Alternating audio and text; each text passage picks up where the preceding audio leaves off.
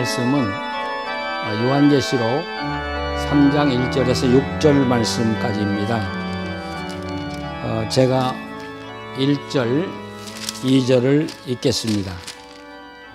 사대 교회의 사자에게 편지하기를 하나님의 일곱 영과 일곱 뼈를 가진 이가 가라사대 내가 네 행위를 아노니 내가 살았다 하는 이름은 가졌으나 죽은 자로다. 너는 일깨워 그 남은 바 죽게 된 것을 굳게 하라. 내 하나님 앞에 내 행위에 온전한 것을 찾지 못하였노라. 아멘. 사대교회는 주님이 책망하기로 작심한 교회 같아요. 그래서 이 교회는 아무런 칭찬이 없고 책망만 계속 나오는 것이죠. 그래서 1절에 보면 죽어가고 있다. 이게 죽어가고 있다는 말은 죽은 건 아니고요. 지금 마지막 그 숨을 거두려고 깔딱깔딱 한다는 그런 뜻이에요. 그러니까 사대교회가 거의 죽은 교회죠. 그리고 내가 너희들의 행위가 올바른 것을 내가 발견하지 못했다. 이 말씀은 너희 행위가 하나님의 기준에 미치지 못한다 이렇게도 말할 수 있고 너희 행위가 내 마음에 도저히 안 든다 그런 표현도 될 수 있습니다. 그래서 다른 서신에서도 표현이 됐습니다만 행위라는 말 많이 나오는데 여기도 내가 내 행위를 아노니 이렇게 나오거든요. 근데 여기서 행위는 좋은 방향이 아니잖아요. 그러니까 이것을 우리가 사용하는 일반적인 용어로 번역한다면 내가 너희들 하고 있는 짓을 다 안다 그런 뜻이 되겠죠. 근데 너희들의 상태라든지 너희들이 하고 있는 짓을 내가 다 아는데 지금 너희들은 죽어가고 있고 너희들 하는 것이 내 마음에 하나도 마음에 안 든다는 거예요. 그러면서 회개하라. 내가 도둑같이 오리라 그렇게 말씀하잖아요. 이 말 우리가 흔히 많이 듣는 이야기인데 왜 여기서 갑자기 내가 도둑같이 오리라고 하는 말씀을 하셨을까? 이것은 만약 주님이 이 순간 도둑같이 오신다면 사대교회는 주님을 영접할 수 없다는 것이죠. 주님께 버림받고 바깥 어두운 곳에 가서 슬피 울며 탄식할 교회라는 사실을 여기 언급하고 있는 것이죠. 우리가 이런 내용을 통해서 이 사대교회를 재구성을 해본다면 우리가 이렇게 할 수 있다고 생각이 됩니다. 이 교회는 참 어려운 중에 복음을 잘 받아들였던 교회입니다. 이 사대라는 도시가 황금도시로 유명하잖아요. 아주 소문난 도시잖아요. 그리고 세계에서 가장 먼저 금으로 주화를 만든 도시잖아요. 그리고 삼면이 산으로 둘러싸여 있고 그 가운데 강이 흐르기 때문에 입구만 막으면 어떤 적도 침입할 수 없는 그런 요새거든요. 그러니까 안전하고요. 안정되고요. 그리고 부유한 도시예요. 그런 곳에서 예수님을 받아들인다고 하는 게 얼마나 어려웠겠습니까? 그런데 이 사대교회는 그 복음을 받아들였습니다. 또 오늘 여기 말씀 보면 이들은 열심히 하나님의 말씀을 배웠던 사람입니다. 또 세 번째는 이처럼 어려움 중에 복음을 받아들였고 또 열심히 말씀을 배우고 말씀대로 살고 그래서 하나님의 큰 은혜를 받은 교회입니다. 축복을 받은 교회죠. 그래서 교회도 규모 있는 교회로 성장했고요. 활동도 많이 했고요. 그래서 오늘 나와 있는 대로 많은 사람에게 칭송 듣는 교회가 됐어요. 살았다 하는 이름은 있으나 이건 세상 사람들이 하는 이야기예요. 저 교회 살아있다. 저 교회인가? 저 교회는 뭔가 하고 있다는 그런 교회로 명성난 교회입니다.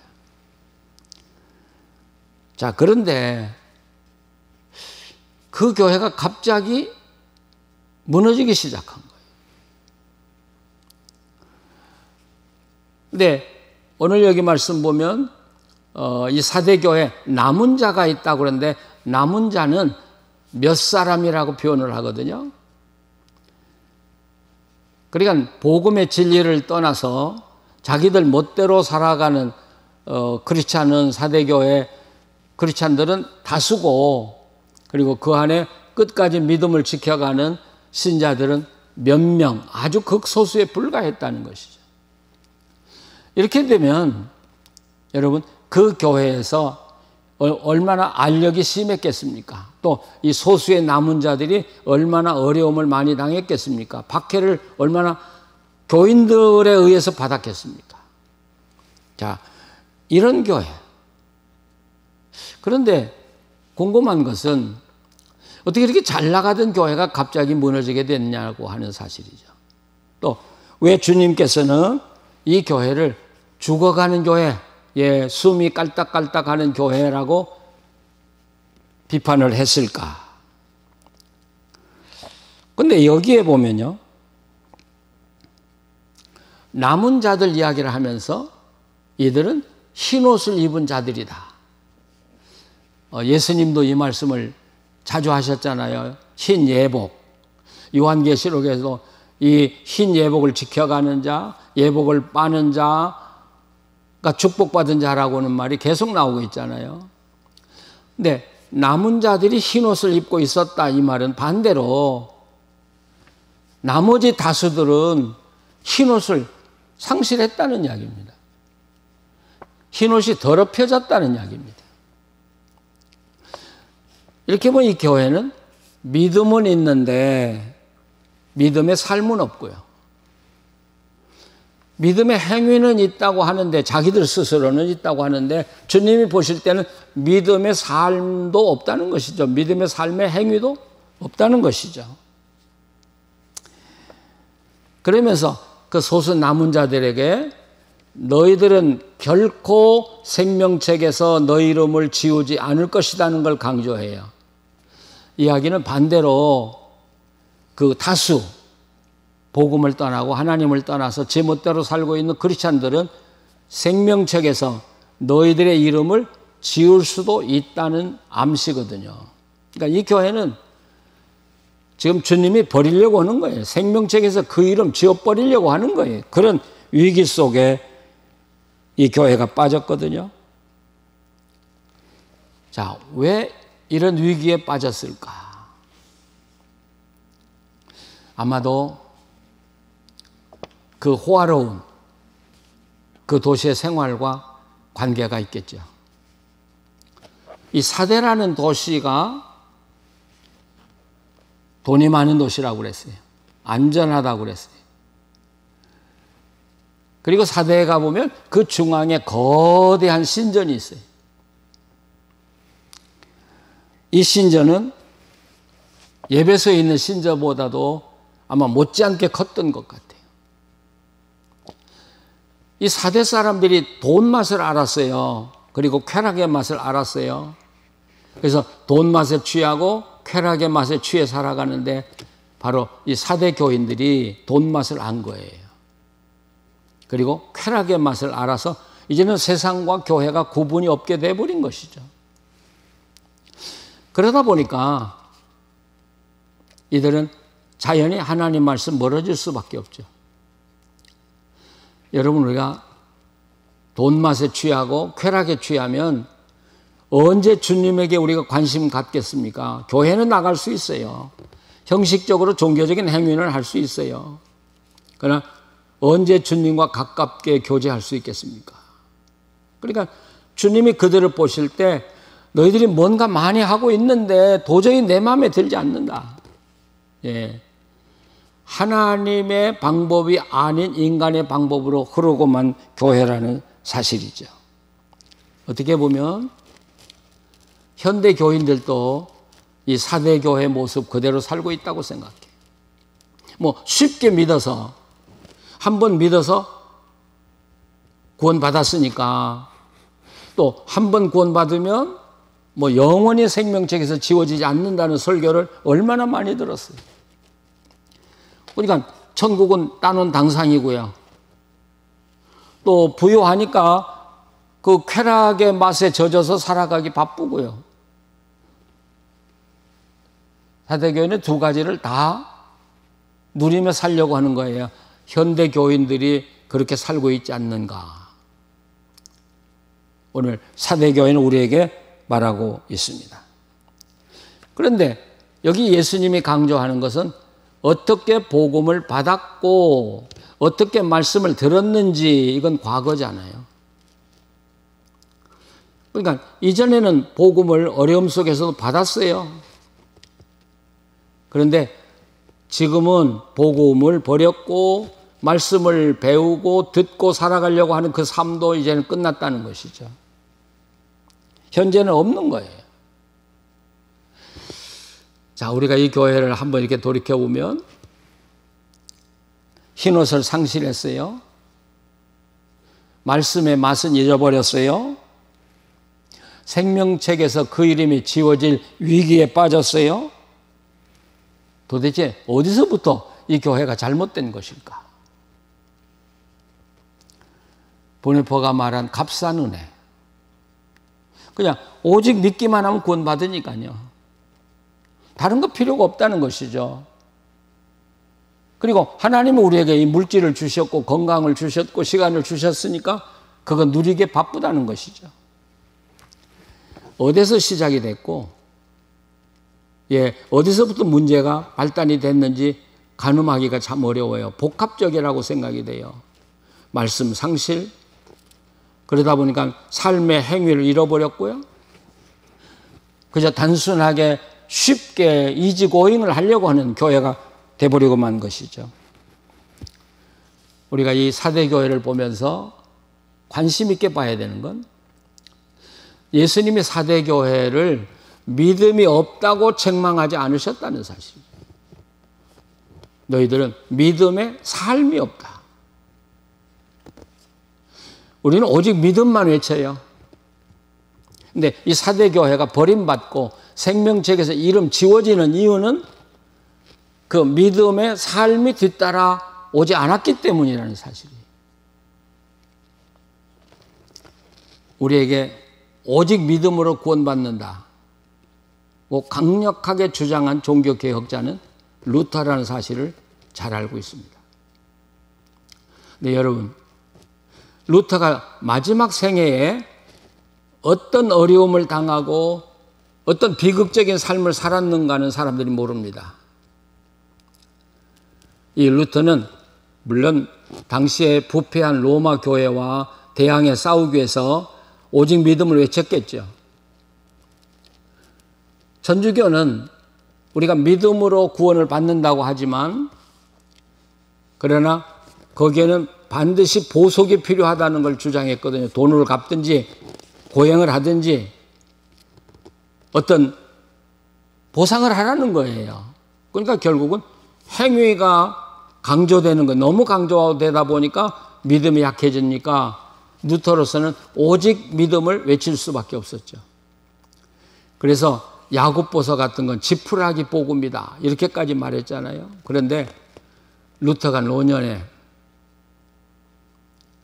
자기가 평생 가르쳤던 그 비텐버그 대학에서 대학생들이 도덕적으로 타락하고요, 문란하고요, 신앙에서 멀어지는 걸 느꼈어요. 비텐베르그 시민들이 부도덕하게 사는 걸 느꼈어요. 그때 이 루터는 엄청난 후회를 했죠. 그래서 설교를 멈춘 거예요. 한동안 설교를 안 하고, 그리고 그 도시를 떠나려고 한 거예요. 평생 산 도시를 떠나려고 했는데 제자들이 만류해서 거기 남게 되었다는 사실입니다. 여러분, 루터가 후회하는 게 뭐예요? 오직 믿음으로 구원받는다고 하는 걸 너무 강조하다 보니까 결국 사람들이 믿음의 삶을 잃어버리고요, 방종으로 빠졌더라는 것이죠. 오늘 이 땅에 많은 크리스찬들이 사대교회의 길을 걸어가고 있고, 그리고 루터의 교훈을 받고 살아간 교회 사람들의 모습을 닮아가고 있지 않습니까? 저는 사대교회가 이렇게 된 데는 사대교회의 목사의 책임이 있다고 생각합니다. 물론 교인들은 쉬운 걸 선택하고 싶고 쉽게 축복받고 살고 싶어요. 그리고 받은 축복을 누리고 싶어요. 돈에만 누리고 싶어요.